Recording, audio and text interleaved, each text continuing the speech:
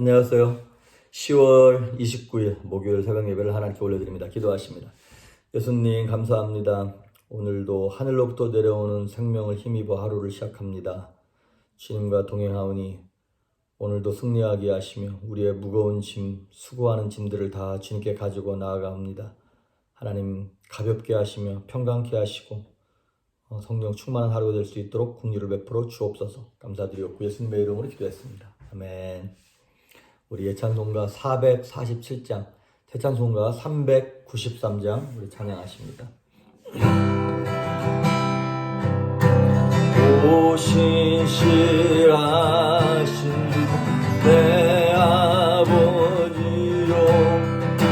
늘 함께 계시니 두렵네.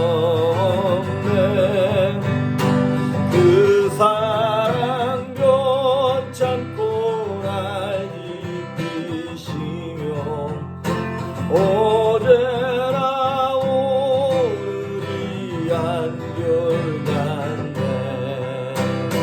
오 신실하신 주, 오 신실하신 주, 날마다 자비를 베푸시며 일용할 모든 것 내려주시니 오 신실하신 주 나의 봄철과 또여름 가을과 겨울 해와 달 별들도 다 주의고 만물이 주 영광 드러내도다. 신실한 주 사랑 나타내. 오 신실하신 주, 오 신실하신 주, 날마다 자비를 베푸시며 일용할 모든 것 내려주시니 오 신실하신 주 나의 내 죄를 사하여 안위하시고 주 친히 오셔서 인도하네. 오늘의 힘되고 내일의 소망 주말이만 복을 내리시네. 오 신실하신 주, 오 신실하신 주, 날마다 자비를 베푸시며 일용할 모든 것 내려주시니 오 신실하신 주 나의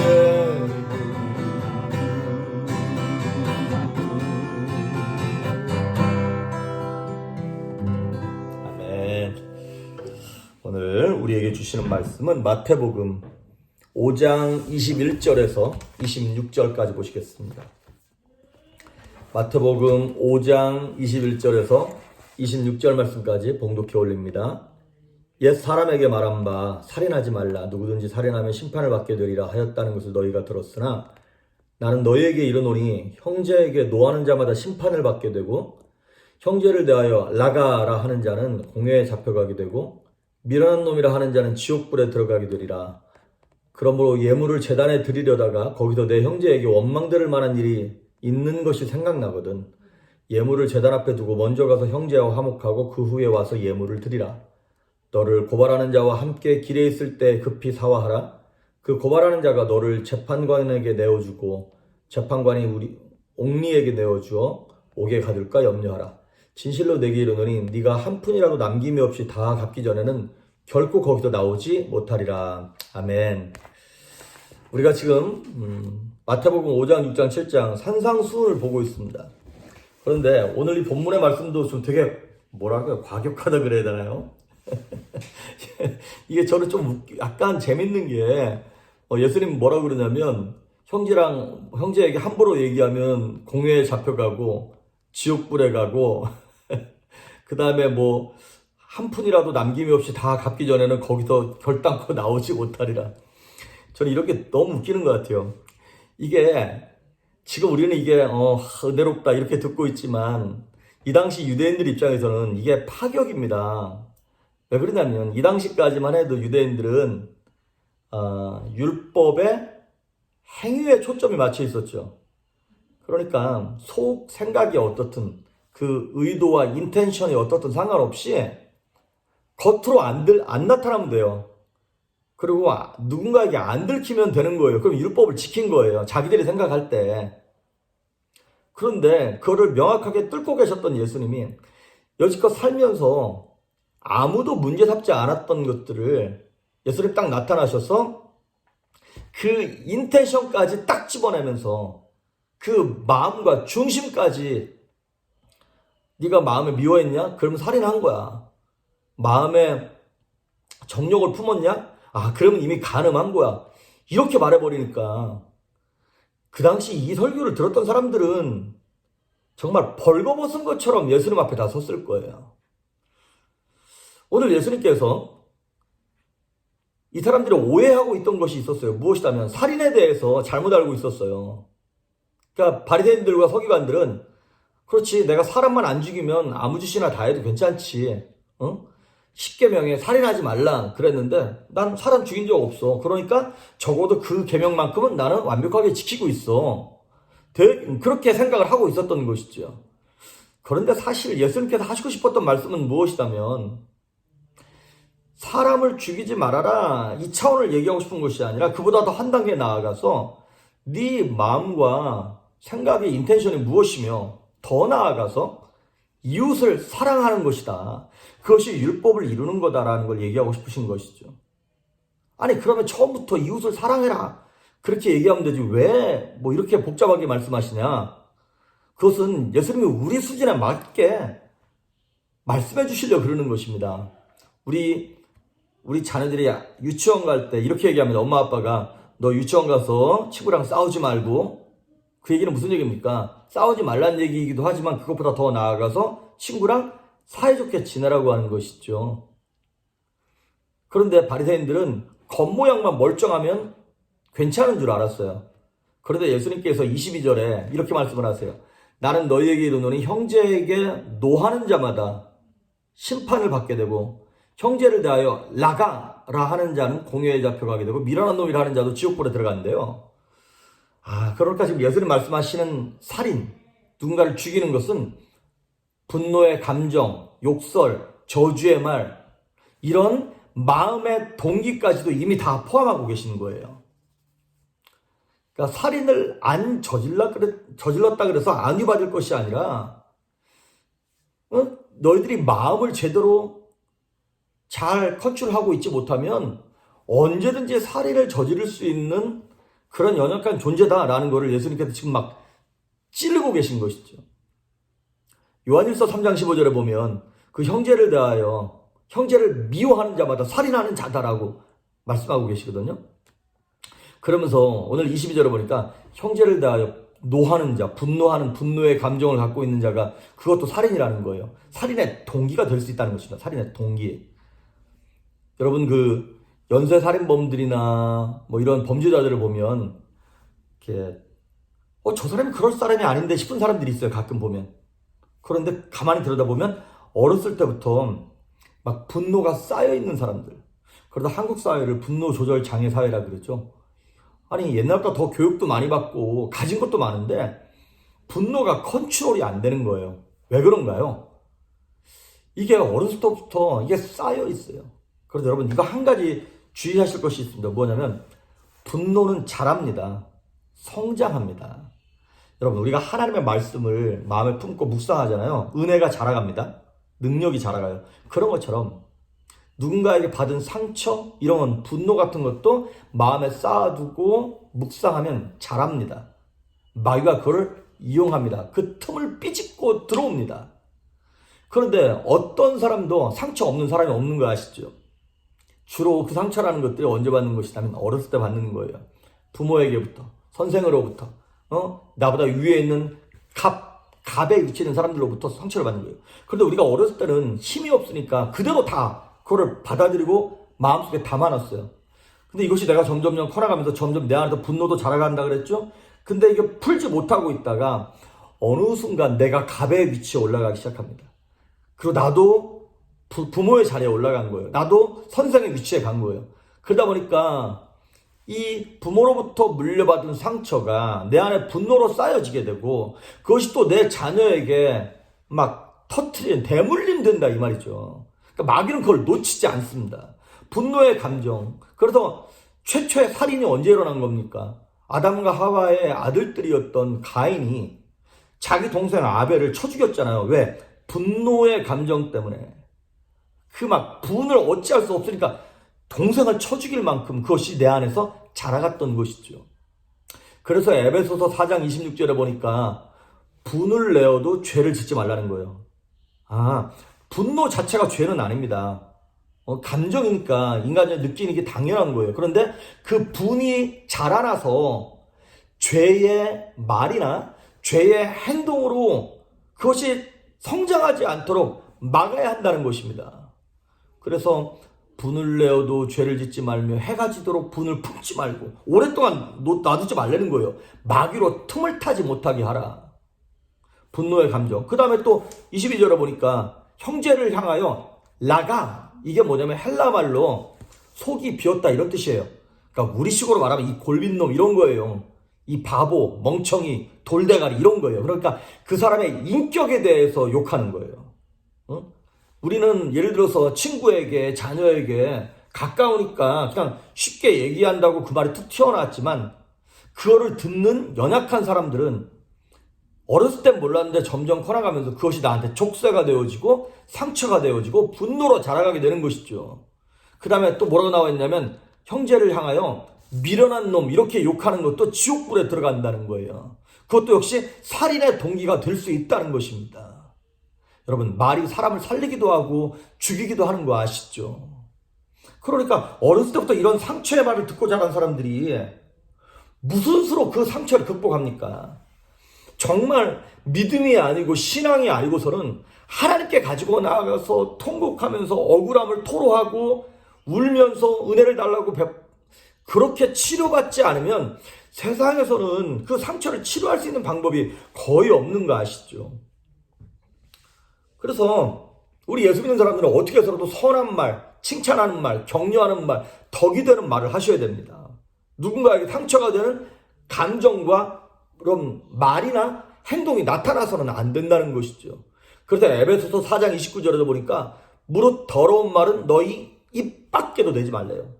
그래서 덕을 세우는데 필요한 말만 하라는 거예요. 여러분, 그 디모데전서 3장에 보면 사도 바울이 디모데에게 교회 여성 리더들을 세울 때 이런 어드바이스를 하는 거예요. 여성들을 세울 때 그 여성들로 하여금 모함하지 말게 하라. 다른 사람 이렇게 없는데, 그 사람 없는데 이렇게 그 사람에 대해서 나쁜 말 하지 말라는 거예요. 근데 거기서 모함하다라고 하는 헬라어 단어가 뭐로 쓰였는지 아세요? 디아볼로스라는 단어로 썼어요. 디아볼로스. 여기 월러크릭 그쪽 밑에 디아블로라고 하는 위에 도시 있죠. 근데 그 디아블로가 뭐예요? 마귀예요. 그 뜻이 참소하는 자. 그러니까 우리가 누군가를 뒷담화를 하고 누군가를 비난하는 말을 우리끼리 그 사람 없다고 함부로 얘기하잖아요. 그게 모함하다는 게 참소하다, 마귀적이다 이런 뜻인 겁니다. 그러니까 우리는 별것 아닌 것처럼 얘기하지만 이건 덕을 세우는 말이 아니죠. 뭐 그 사람한테 한 얘기도 아니고 내가 누군가에게 한 얘기인데. 그런데 여러분, 말이라고 하는 것은 한 번 나가면 이건 다시 주워 담을 수 없는 거예요. 그래서 그 말을 하는 순간 내 영혼도 듣고 내 말하는 그 사람의 영혼도 듣고 이 귀신들도 함께 다 듣는 거예요. 그냥 마귀로 틈을 탈 수 있는 너무나 좋은 조건이 되는 것이죠. 그래서 교회 안에서 마귀가 참 제일 사용하기 좋은 사람들 중에 하나가 누구냐면 남의 말 쉽게 하는 사람들. 특히 이제 그런 여성들에 대해서 성경은 그 사도 바울이 디모데에게 야 교회 안에 있는 이런 여자들 조심해야 되라고 얘기를 하고 있는 거예요. 제가 여기서 더 얘기하면 우리 여성분들 싫어하실 것 같아서 그만 얘기해야 될 것 같은데 어쨌든 살인이라고 하는 그 큰 카테고리 안에는 분노의 감정도 들어가 있고 상대방을 멸시하거나 무시하는 말도 들어가 있고 누군가를 모함하는 그런 말도 다 들어가 있습니다. 그래서 우리가 해야 될 일은 무엇이냐면 누군가가 불편하고 나와 사이가 안 좋걸랑 뭐 억지로 베스트 프렌드가 되려고 노력할 필요는 없어요. 하지만 문제는 뭐냐면 적이 있어서는 안 된다는 거예요. 원수가 있어서는 안 된다는 거예요. 그래서 23절 보십시오. 그러므로 예물을 제단에 드리려다가 거기서 내 형제에게 원망 들을 만한 일이 있거든. 그런 것이 생각나거든. 24절 예물을 제단 앞에 두고 먼저 가서 형제와 화목하고 그 후에 와서 예물을 드리래요. 여러분 우리 성도에게 제일 중요한 게 뭡니까? 예배죠. 예배 안에 내 마음과 정성을 드리고 예물을 드리는 것입니다. 하지만 그 예물을 드릴 때 누군가 불편하고 해결되지 않은 것이 있다면 먼저 그 사람하고 화해하고 하나님께 예배하라는 거예요. 그리고 예물을 드리라고 하는 것입니다. 근데 이런 분들 계세요. 내가 뭐 교회를 안 나가면 안 나갔지 나 그 사람하고는 나 절대 화해할 수 없다고. 예수님 못 만난 사람이에요. 그런 사람은. 예. 십자가의 은혜와 사랑을 체험하지 못한 사람이에요. 그러니까 정말 예수 믿는 사람은 막 내 안에서 억울하고 힘들어도 이 문제 해결하셔야 됩니다. 그런데 해결하되 화목하게 하는 화해의 방법이 있어요. 그게 뭐라고 나와 있냐면 25절 한번 보시겠어요? 너는 고발하는 자와 함께 그러니까 원수 같은 사람과 편치 않는 사람과 함께 길에 있을 때에 급히 사화하라. 화해할 때 어떻게 하래요? 급히 화해하래요. 가능한 한 빨리 그 사람하고 그거 빨리 풀으라는 거예요. 미루지 말라는 거예요. 뭐 시간이 좀 지나면 환경이 갖춰지면 내 마음이 좀 안정되면 그러지 말고 급히 사화하라는 거예요. 그런데 여러분 저는 여기서 이제 조금 팁을 하나 드리자면 부부관계도 마찬가지예요. 부부싸움 했을 때도 마찬가지고 성도들끼리도 마찬가지고 미안하다고 말하는 게 제일 좋죠. 근데 이게 너무 노골적이에요. 그렇게 말하기 너무 자존심이 상하고. 그러니까 여러분 우리 한국 사람들끼리는 그런 거 있잖아요. 부부간에서도 뭐 사랑 뭐 부부쌤이나 이런 데 가면 뭐 사랑한다라고 말하라고. 여러분 그거는 뭐 요즘 신세대는 어쩌는지는 모르겠습니다만은 그 약간 유교적인 그런 시스템에 갇혀서 동양적인 문화권에서 자라온 남편들에게 뭐 아내를 사랑하라고 이거는 말이 안 되는 거예요. 이거는 그 물고 빨고 하는 그 서양 사람들한테는 이게 맞는 거지. 그럼 동양인들은 뭐냐? 사랑한다는 말 대신에 그 부부싸움 하고 나서도 그냥 당신 밥 먹었어 이 한마디면 아내도 알아채야 돼요. 지금 남편이 나한테 화해를 시도하는구나. 이렇게 그냥 인식하면 되는 거예요. 그냥 모르는 척하고 그냥 그거 받아주는 거예요. 우리나라 정서에 안 맞는데 가서 뭐 서로 우리 그런 거 있잖아요. 교회 안에서도 뭐 당신은 사랑받기 위해 태어난 사람들 눈 마주보고 뭐 상대에게 이게 말이 안 되는 겁니다, 여러분. 그러니까 이게 좀 눈치껏 내가 미안하다고 정말 말하면 제일 좋겠지만 그게 안 되니까 사랑한다고 말하면 좋겠지만 그게 안 되니까 적당한 선 범위 내에서 뭐 약간 화해 제스처 그 다음에 사랑한다는 제스처를 주면 상대방도 금방 딱 눈치를 채고 반응을 이렇게 보이면서 되는 쪽으로 방향을 이끌어 가셔야 됩니다. 응? 남편이 와가지고 뭐 그냥 내가 미안해 이렇게 대충 얘기했는데 뭐라고 안 들려 다시 얘기해봐 막 이렇게 꼬치꼬치 캐묻지 말고 살리는 쪽으로 가자라고 하는 것이죠. 오늘 설교가 좀 엉뚱한 대로 빗나갔습니다만 제가 드리고 싶은 말씀은 뭐냐면 화해할 일 있으면 즉시 화해하십시오.